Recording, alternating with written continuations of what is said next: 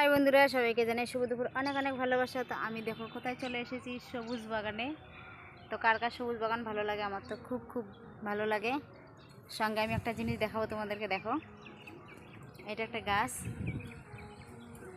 দেখো এখানে কি ধরছে এগুলো, দেখো এগুলো দেখো ছেঁড়া যায়। এগুলো দিয়ে কে কে খেলা করছিলে আগে জানি না, কে কে করছিলে, তবে আমরা তো ছোটো থেকে খেলছিলাম। দেখো এটা কী করে বলো তো বন্ধুরা,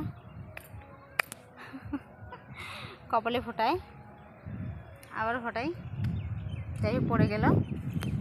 তো খুব ভালো লাগে ও মজা লাগে।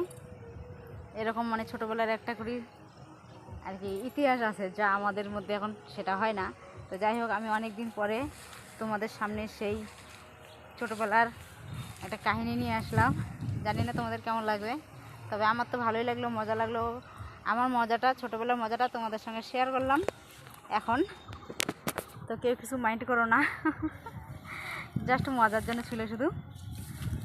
আর এখানে দেখো শাকগুলো বড় বড় হয়েছে, আমি শাক নেব।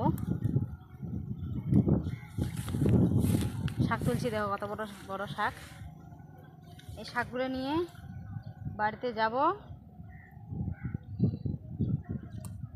আর গিট্টি দেবো। গিট্টি, শাকের গুঁড়ো হয় না, ওই শাকের গুঁড়ো দেবো, দিয়ে তারপর সেগুলোকে ভাজা করে খাবো। পাট শাকের গুঁড়ো খাওয়া যায়। তো তোমাদের সঙ্গে আমি শেয়ার করবো পাট শাকের গুঁড়ো কীভাবে বানাই। আমি কয়েকটা পাতা তুলে নিই। এত সুন্দর সবুজ ক্ষেত, বড় বড় পাতা, তার জন্য আমার মনে হচ্ছে যে পাতাই নেই, ছোটো ছোটো সব। তো যাই হোক, যেদিকে একটু বড় বড় পাতা পাবো সেদিকেই যাব।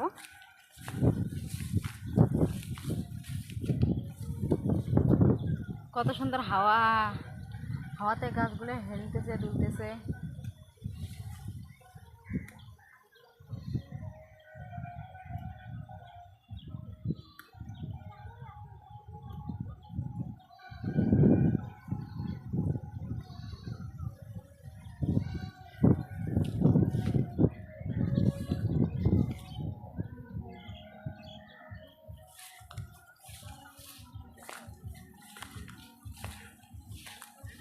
আমি এখন হাঁটাচলা করবো আর একটা শাকের পাতা নেব।